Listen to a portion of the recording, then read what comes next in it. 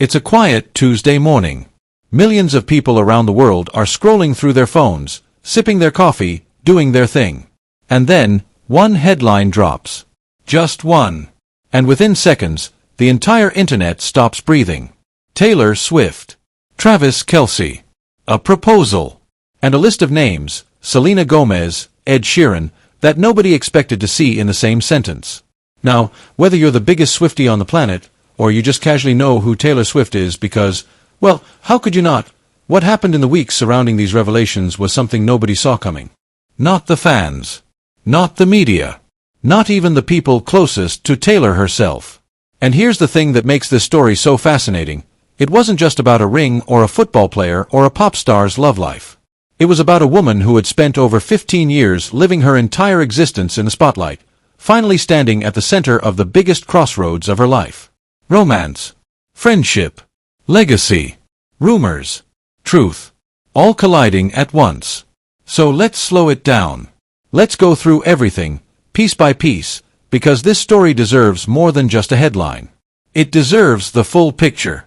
And by the end of this, you're going to understand exactly what Taylor Swift said, what it meant, and why the entire world was hanging on her every word. Let's start from the beginning. To really understand the weight of this moment, you have to understand who Taylor Swift is, not just as a pop star, but as a human being who has lived an almost impossible life in public view. Taylor Allison Swift was born on December 13, 1989, in West Reading, Pennsylvania. She grew up in a family that believed in her talent almost before she did. Her mother, Andrea, drove her to Nashville when Taylor was just a teenager, not because it was convenient, not because it was cheap, but because Taylor had something. Something undeniable. Something rare. By the time she was 16 years old, she had a record deal. By the time she was 18, she was selling out arenas. By the time she was 20, she was one of the biggest names in the music industry. Not just country music, not just pop music, full stop. But here's what people sometimes forget about Taylor Swift's rise. It wasn't just about talent. It was about storytelling. Every song she wrote was a page from her diary. Every album was a chapter of her life. She didn't hide behind abstract lyrics or vague metaphors. She told you exactly what happened, who it happened with, and how it made her feel. And that kind of vulnerability, that takes courage. Enormous, terrifying courage. But it also comes with a price. Because when you live your life that openly, when you make your diary public, the whole world feels entitled to weigh in. They feel like they know you. They feel like they have a stake in your decisions. They feel like your love life is their business. And Taylor had been dealing with that price for almost 2 decades. There was the relationship with Joe Jonas, which ended via a 27-second phone call, according to Taylor, and inspired some of her early heartbreak anthems.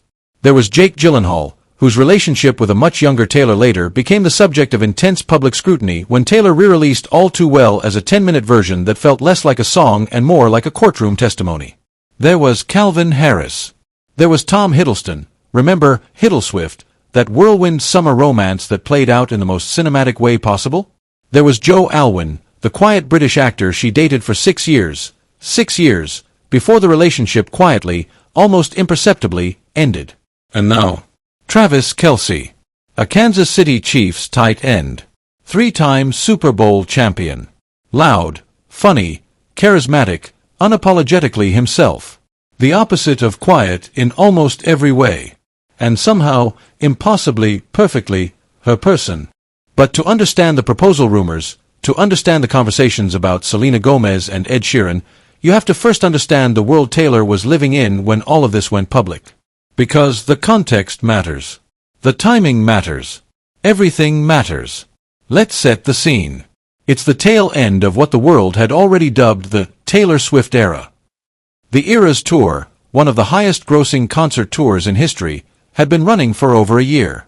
Taylor was performing to stadiums of 60, 70, 80,000 people every single night. Economies were shifting. Hotels in every city she visited were selling out months in advance. Restaurants near venues were reporting record profits. Local governments were talking about the Taylor Swift effect like it was an actual economic phenomenon, because it was. The woman wasn't just a pop star anymore. She was a cultural force. An industry. A movement. And through all of it, all the sequined bodysuits and friendship bracelets and 3-hour set lists, she was also falling in love. Publicly. Beautifully. Unexpectedly. When Travis Kelce first appeared in Taylor's orbit in the summer of 2023, the internet didn't know what to do with it. Here was this football player, this big, loud, grinning football player, showing up at her concerts, sitting in her box at Chiefs games, holding hands with her in parking lots while the whole world took photographs. Half the internet loved it immediately. The other half was deeply suspicious. Was it real? Was it a PR stunt? Was Taylor Swift, the woman who had turned heartbreak into a billion-dollar career, actually happy? But as the months went on, something became clear. This wasn't a stunt. This was real. You could see it in the way she looked at him. You could see it in the way he talked about her, carefully, respectfully, with a kind of reverence that surprised people who only knew him as this larger-than-life football personality. And as their relationship grew, so did the rumors. About the future. About rings. About forever. Which brings us to the moment that broke the internet. The proposal rumors didn't start with Taylor. They never do. They started the way most things in Taylor's world start, with the fans. The Swifties are, and I say this with complete admiration, the most detail-oriented group of people on the planet. These are people who notice when Taylor's nail polish changes between performances. People who have cataloged every lyric change, every outfit adjustment, every significant date on the calendar. If there's a code to be cracked, they will crack it. So when certain things started lining up, Travis being spotted at a jewelry store, Taylor's schedule suddenly going quiet for a weekend, a cryptic social media post that could be interpreted 17 different ways, the speculation machine kicked into overdrive. Twitter, now called X, was trending Taylor-related topics for days. Reddit threads ran thousands of comments deep. Fan accounts with millions of followers were posting countdown clocks. The whole ecosystem of Taylor Swift observation was operating at maximum capacity. And then the reports started coming in from more established outlets. Tabloids first, then entertainment news sites, then mainstream publications. The word engagement started appearing in headlines. The word proposal followed shortly after. And for a period of time that felt like weeks but was probably more like days, the entire world was holding its breath. Is Taylor Swift engaged? Is Travis Kelce about to become the most famous fiancé in human history? And more importantly, what does Taylor have to say about it? Now here's where the story gets truly fascinating. Because Taylor Swift, who has always communicated primarily through her music, through carefully crafted public statements, through Easter eggs and deliberate appearances, made a choice to address things more directly than she ever had before. And when she did, she didn't just talk about Travis. She talked about everything. The proposal rumors. The Super Bowl. Selena Gomez. Ed Sheeran. Her past. Her future. Her boundaries. Her joy. It was like someone had handed her a microphone and said, "You have 10 minutes to say everything you've been wanting to say for the last 3 years," and she used every single second of it. Let's break down what she actually addressed and why each piece of it matters so much. First, the proposal. When Taylor was asked directly about reports that Travis Kelce had proposed or was planning to propose, her response was measured but warm. She didn't deny it with the kind of sharp, immediate deflection that would signal panic. She didn't confirm it in a way that would steal the thunder of a private moment if one had indeed happened or was going to happen. She walked the line with the grace of someone who has been navigating media questions for 20 years. What she made clear was this: her relationship with Travis was real, it was serious, and it was hers. Not the public's. Not the media's. Not even the fans'. Hers. And that distinction, that small but enormous distinction, was revolutionary coming from Taylor Swift. Because think about what Taylor had done for the better part of her career. She had opened the door to her personal life so wide that fans felt like they had a permanent invitation. Every breakup became a song. Every new relationship became an event. Every private moment eventually became public property, whether she chose that or not. And now, here she was, standing at the threshold of potentially the biggest personal milestone of her life, and she was gently, firmly, lovingly saying, "This part is mine." She spoke about Travis with an openness that felt different from how she discussed past relationships. There was a lightness to it. A security. When she talked about him, She didn't sound like someone trying to convince anyone of anything.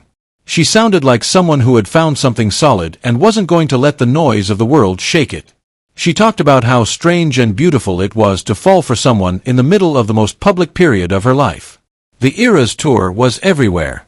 She was everywhere. And somehow, in the middle of all that chaos, she had found someone who made the chaos feel manageable. Someone who showed up. Not just to the concerts, although he did that too, but to the harder, quieter, less glamorous moments that the cameras never caught. She talked about trust. About what it meant to be with someone who wasn't intimidated by her success, wasn't trying to compete with it, wasn't trying to use it. Someone who was genuinely, uncomplicated happy for her. And if you followed Taylor's journey, really followed it, you know how rare that is. How hard she'd had to work to find it. How many wrong turns it took to get there. The proposal question, she handled with a smile that told you everything and nothing at the same time. She acknowledged the rumors without confirming or denying the specifics. She said, in essence, we're happy, we're serious, and when there's something to share, we'll share it. And that was enough. No, actually, that was everything. Because for the first time in a very long time, Taylor Swift wasn't performing her relationship for the audience. She was just living it. And she was letting the world know that that was what she was going to keep doing. But the proposal wasn't even the part of the conversation that made the most waves. Because next came Selena Gomez. Now, if you're not fully up to speed on Taylor and Selena's friendship, let me take a moment to paint that picture for you. Because it's important. It's layered. And it's one of the most enduring, most talked about friendships in the entertainment industry. Taylor Swift and Selena Gomez have been best friends for well over a decade. They met in the orbit of their respective careers, both young women navigating a music industry that was not always kind to young women, and they clicked immediately. Deeply. The kind of friendship that isn't about convenience or proximity or what each person can offer the other professionally. The kind of friendship that is simply about knowing someone, being known by them, and choosing them anyway. Through the years, they showed up for each other publicly and privately.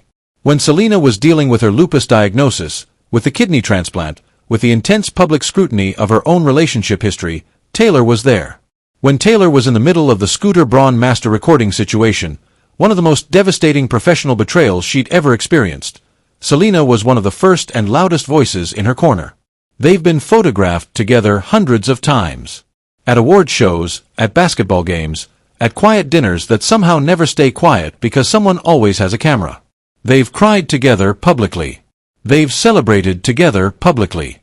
They have a friendship that has survived the kind of pressure that destroys most relationships, let alone celebrity friendships, which are notoriously fragile. So when rumors began circulating, rumors that there was some kind of tension between Taylor and Selena, that something had shifted, that the friendship might not be as solid as it appeared, people paid attention. Not because they wanted it to be true, but because the idea of it felt almost incomprehensible. Taylor addressed it directly. And what she said was, in its own way, just as powerful as anything she's ever put in a song. She talked about the nature of long friendships. About how when you're both famous, both under constant scrutiny, both dealing with your own enormous lives, the public version of your friendship never tells the whole story. She talked about how rumors fill the silence, how when two people aren't photographed together for a while, the world invents reasons why. And rarely are those invented reasons kind. She pushed back against the narrative that anything was wrong. She spoke about Selena with genuine warmth, the kind that doesn't sound rehearsed or performative, the kind that you can feel even through a screen. She talked about what it means to have a friend who has known you through multiple versions of yourself, who has watched you change and grow and stumble and rise, and who still shows up. And then she said something that hit differently.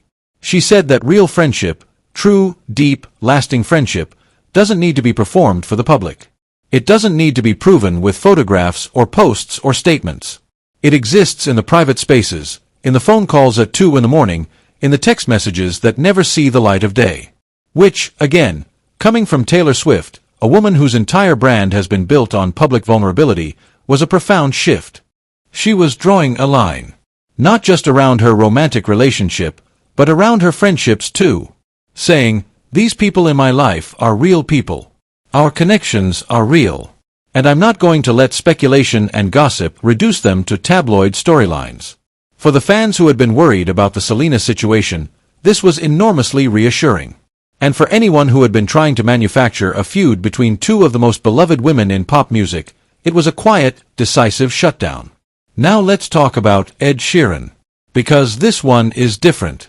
This one has a history that goes back further, and a texture that's more complicated. Not because the friendship is troubled, but because the collaboration between Taylor and Ed has been one of the most musically significant partnerships in modern pop music, and the rumors surrounding it have been particularly persistent.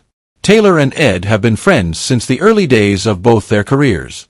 They bonded over the shared experience of being young, ambitious, and wildly talented in an industry that can be deeply unkind to exactly those qualities. They've collaborated multiple times. Endgame from Taylor's Reputation album features Ed prominently, as does Everything Has Changed from Red, one of the most tender duets of either of their careers. But around the time that Taylor was addressing all of these various threads, there had been significant chatter about a new collaboration. About an upcoming project. About whether Taylor and Ed had been in the studio together, and if so, what they'd been working on. Ed Sheeran, for his part, had been going through his own significant period of change.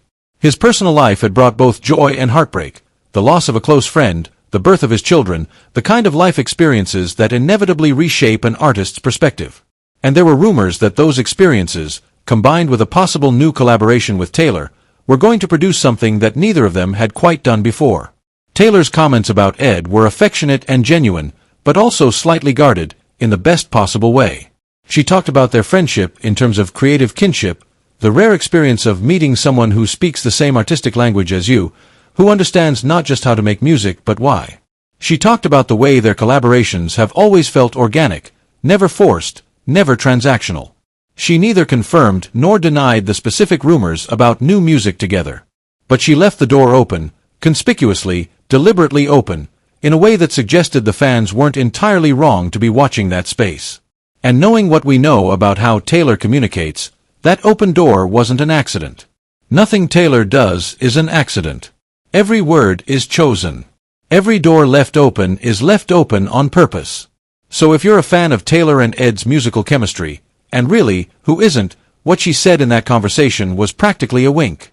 A very subtle, very deliberate, very Taylor Swift kind of wink. The Super Bowl. Oh, the Super Bowl. Let me tell you something about Taylor Swift and the Super Bowl, because the way this storyline developed over the months leading up to the conversation is genuinely one of the more extraordinary media phenomena of recent times.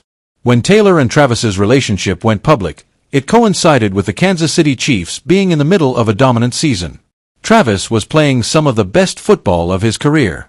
The Chiefs were on a trajectory that everyone could see was pointing toward the playoffs, and if they made the playoffs in the way everyone expected, they were going to end up at the Super Bowl. Which meant Taylor Swift might be at the Super Bowl. And that sentence, that simple, 10-word sentence, caused more media coverage than some actual news events. The NFL, to their enormous credit or enormous opportunism depending on your perspective, leaned into it completely. Television ratings for Chiefs games went up. Young women who had never watched a football game in their lives were suddenly tuning in, not just watching but learning the rules, understanding the game, becoming genuine fans. The crossover between the Taylor Swift fanbase and the NFL audience was a television executive's fever dream come to life. But it also created a particular kind of pressure. Because now, every time Taylor appeared at a Chiefs game, the cameras were on her. Every reaction shot. Every conversation with teammates' wives and girlfriends in the box. Every time she cheered, every time she looked nervous, every time she grabbed someone's arm in excitement, it was broadcast to millions of people simultaneously. And the question everyone kept asking was, will she perform at the Super Bowl halftime show? This is a question that, if you understand Taylor's career and her current trajectory, is genuinely fascinating to consider. Because on one hand, a Super Bowl halftime show is one of the biggest stages in American entertainment. Beyoncé did it. Bruno Mars did it. Rihanna did it. These are the moments that define eras, in some cases literally. But on the other hand, Taylor was in the middle of the Eras tour. She was committed to shows around the world. The logistics would be complicated. And more importantly, Taylor has never been the kind of artist who chases the traditional markers of success. She makes decisions on her own timeline, in her own way.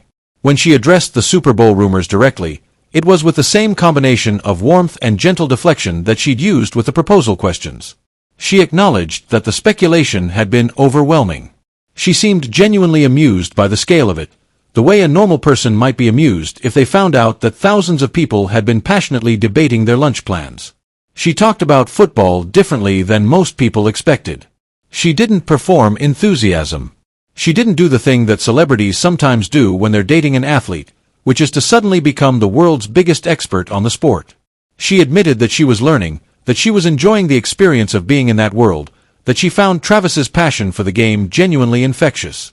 And she talked about the Super Bowl not as a stage she was considering performing on, but as a game she might attend because she cared about the person playing in it. That distinction, the difference between being there as an artist and being there as a girlfriend, as a human being who loves someone, was one that she made quietly but clearly. As for whether she would perform, she was coy. She was charming. She was Taylor Swift, which means she gave you just enough to keep you interested without giving you the answer you wanted. Which, honestly, is what she does best. But let's step back from the individual topics for a moment and look at the bigger picture. Because what was really happening in these conversations, beneath the headlines about proposals and collaborations and football games, was something much more significant. Taylor Swift was redefining her relationship with the public. And that might sound like a small thing. But for someone of her stature, in her position, with her history, it was enormous. Think about where she started. A teenager from Pennsylvania who moved to Nashville with a dream and a guitar. Who wrote her first album about boys in high school hallways and first loves that felt like the end of the world. Who invited the public into her life so completely that they genuinely felt, like they were her friends. And then think about what that invitation cost her over the years. There was the period where every relationship she had was dissected and mocked. Where the narrative became that she was always writing songs about ex-boyfriends, as if that was something shameful rather than something brilliant. Where the media spent considerable energy trying to make her seem frivolous, unstable, too much. There was the Kanye West situation, which unfolded over years, which involved deception and public humiliation and a level of targeted cruelty that would have broken most people, and instead became the inspiration for some of her most powerful music. There was the period where she retreated almost entirely. Where she went quiet on social media, stepped back from public appearances, let the noise die down while she rebuilt herself in private. And then emerged with Reputation, an album that was dark and sharp and defiant and said, very clearly, I see what you've done to me, and I'm not going to pretend it didn't happen. And then came the evolution. The slow, steady, remarkable evolution of Taylor Swift figuring out who she was outside of the narratives other people built around her. She started speaking up about things she'd been quiet about. Politics. Women's rights. The rights of artists to own their own work. She became louder in the ways that mattered and simultaneously quieter in the ways that protected her peace. And now, in this conversation, she had arrived somewhere new. Somewhere more settled. Somewhere that looked, from the outside, a lot like contentment. There's a moment that she described that I keep coming back to. She was talking about the experience of the Eras tour, the scale of it, the emotional weight of performing these songs every night, songs that span her entire adult life, and she said something about presence. About being present. She talked about how easy it is, when you're in the middle of something enormous, to spend all your time planning for the future or processing the past. To be everywhere except where you actually are. And she said that one of the things Travis had given her, unexpectedly and without trying to, was the experience of being present. Of being here, in this moment, right now, instead of 3 steps ahead. For someone who has built her entire career on looking backward, on processing experience through music, on making sense of the past through song, this was remarkable. She was describing a future orientation. A willingness to simply be in the present without already writing the lyrics about it. And that, more than anything, is what made this whole conversation feel different from anything she'd done before. She wasn't performing emotional growth. She wasn't packaging her healing for public consumption. She was just telling the truth.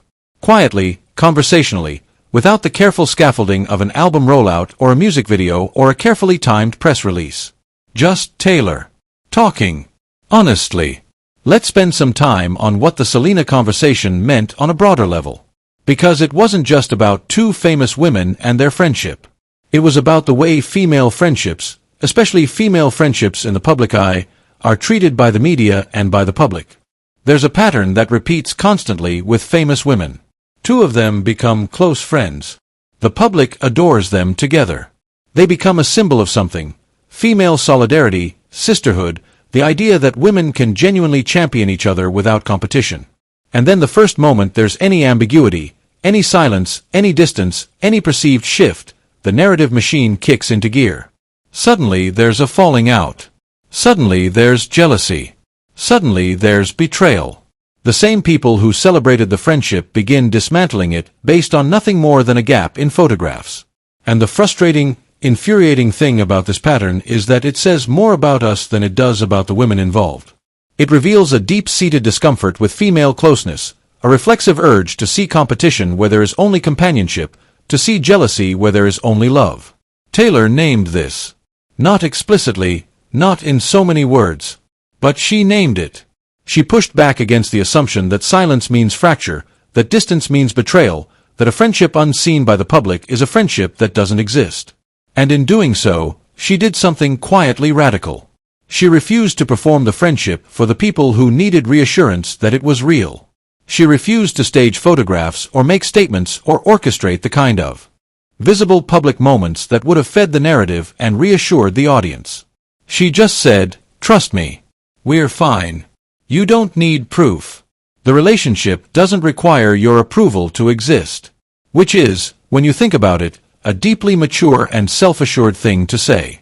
And also deeply uncomfortable for a media ecosystem that is built on the premise that famous people owe the public a certain level of access. Now I want to talk about something that doesn't get discussed nearly enough in the context of Taylor Swift's story, and that's the question of what it costs to be her. Not financially. The financial side of things is documented and enormous and fascinating in its own right. But what it costs personally, emotionally, what it takes out of a person to live a life that visible, that scrutinized, that public. Taylor has spoken about this in fragments over the years, in interviews, in songs, in acceptance speeches. She's talked about anxiety, about the exhaustion of being perceived constantly, about the strange disconnect of being simultaneously everywhere and nowhere, of being known by millions of people and genuinely known by very few. She's talked about the 2016 period, when the backlash against her reached a kind of fever pitch, when "Taylor Swift is over" was trending, when she felt like she couldn't leave her house without being photographed and dissected and criticized, as one of the darkest stretches of her life.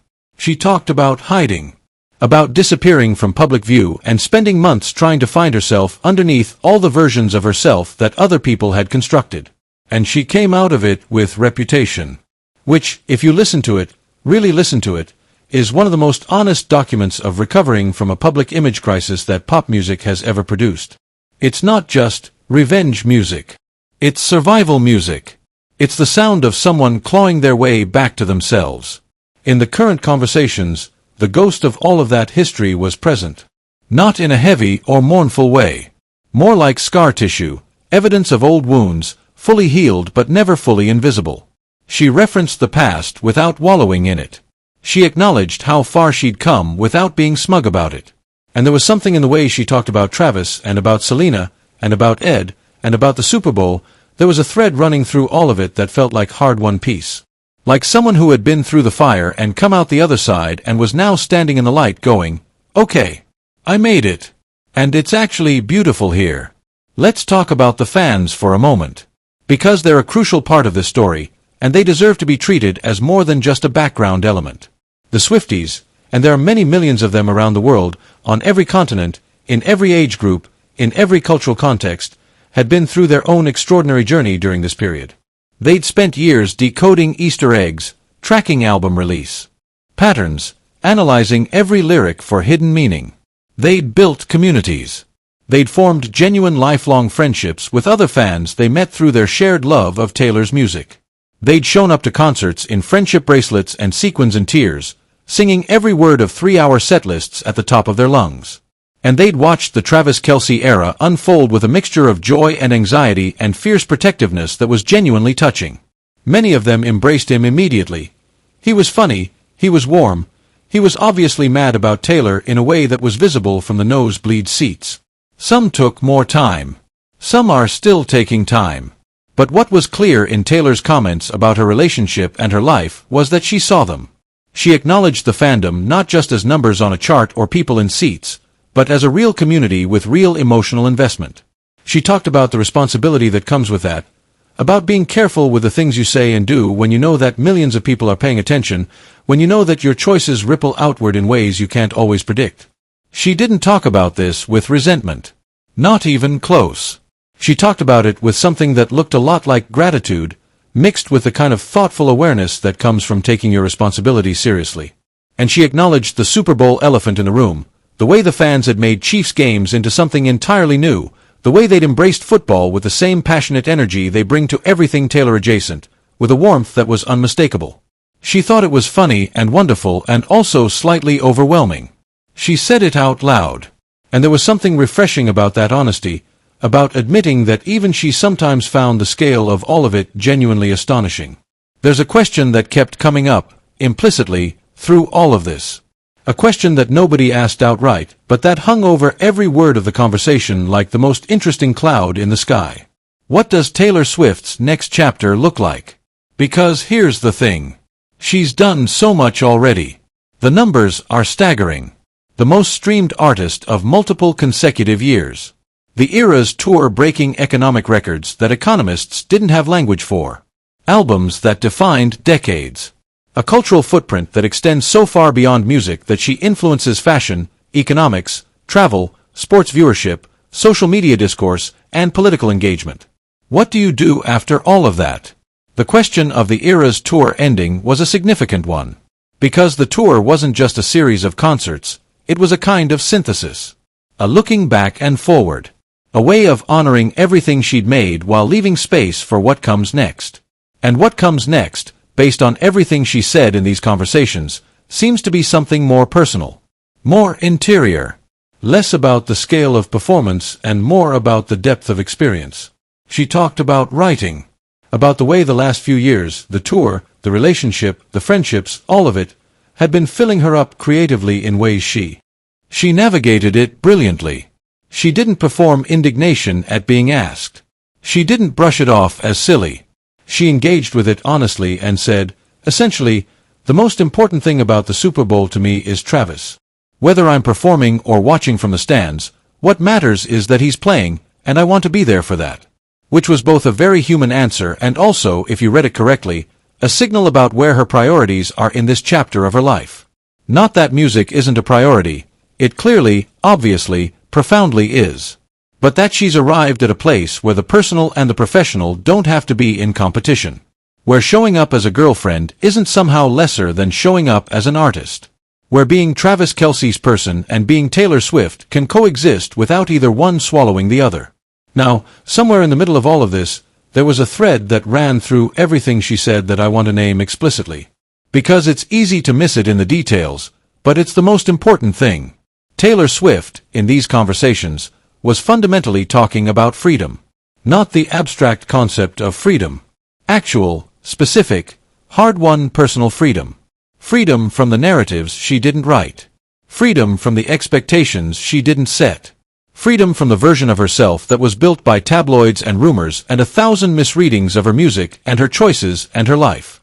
She talked about the process of learning to distinguish between her voice and the noise.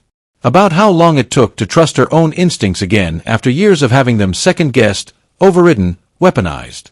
About what it felt like to stand in front of a stadium full of people and not be performing a version of yourself, but actually being yourself, and discovering that the two things could finally be the same. That is not a small thing. That is, for someone who has spent 20 years in the public eye, one of the most significant and hard-won accomplishments imaginable. And you could hear it in her voice. In the steadiness of it. In the moments of genuine laughter, of self-deprecating humor, of opinions expressed without hedging. In the warmth when she talked about the people she loved. In the firmness when she drew her lines. This was a woman who had fought for herself and won. And now she was standing in the aftermath of that victory, looking out at everything she'd built and everything she'd survived, and she was choosing, very deliberately, what the next part of the story would look like. One of the most compelling moments in the whole conversation was when she talked about songs she hadn't written yet. She didn't describe them in detail. That's not how Taylor talks about unfinished work. She's too careful for that, and rightly so. But she described the feeling of them. The way ideas accumulate over a period like the one she'd been living through, the tour, the relationship, the friendships, the reflections, and how they sit somewhere between the conscious and unconscious until they're ready to emerge. She talked about the difference between writing from memory and writing in the moment. About how the Era's tour had been, among many other things, an exercise in reliving years of memories every single night. Singing songs about experiences from a decade ago as if they were fresh, having to find the emotional truth of them again and again across hundreds of performances. She talked about how that process had done something unexpected. How revisiting those older experiences with the perspective of her current self had shown her things she hadn't seen the first time around. Had given her new understanding not just of the past, but of herself in the past, the choices she'd made, the person she'd been, the ways she'd been both stronger and more fragile than she'd known. And she said that all of that understanding, all of that accumulated perspective, was going into something. Something she wasn't ready to name or describe. But something that felt, in her gut, like it was going to be significant. For the Swifties listening to this, that was a statement worth more than a release date or an album title. Because when Taylor talks about work that feels significant in her gut, she's usually right. Her instincts have produced Fearless and Red and 1989 and Folklore and all the rest of it. When she gets that feeling, it means something. So whatever comes next, and it will come, is being built on the foundation of everything that's happened in this extraordinary period of her life. All of it. The love. The friendship. The performance. The reflection. The freedom. And knowing that, really sitting with that knowledge, is one of the most exciting things imaginable for anyone who cares about music, about storytelling, about the specific and irreplaceable art of Taylor Swift. Let me bring this home, because I want to end in the right place. We started with a headline. A single headline that stopped the internet for a moment. Taylor Swift. Travis Kelce. A proposal. Names that nobody expected to see together. But what the headline didn't capture, what headlines rarely capture, is the fullness of what was actually happening. A woman arriving, after years of public scrutiny and private struggle, at a version of her life that felt like her own. A relationship built on genuine connection and mutual respect. Friendships that have endured the pressures that destroy most friendships. A creative spirit that hasn't dimmed but has deepened, that has moved from processing pain to exploring joy. Taylor Swift standing in a spotlight that she created, making choices that are hers, protecting what she loves, celebrating what she's built, and pointing herself toward a future that she's genuinely excited about. That's the real story. Not the ring, not the game, not the guest features. The real story is Taylor Swift becoming, fully, finally, completely, herself. And if her past is any indication, the next chapter of that story is going to be something we'll be talking about for a very long time. Stay tuned. Trust me on this one. Because if there's one thing 20 years of Taylor Swift has taught us, it's that the best part is almost always what comes next.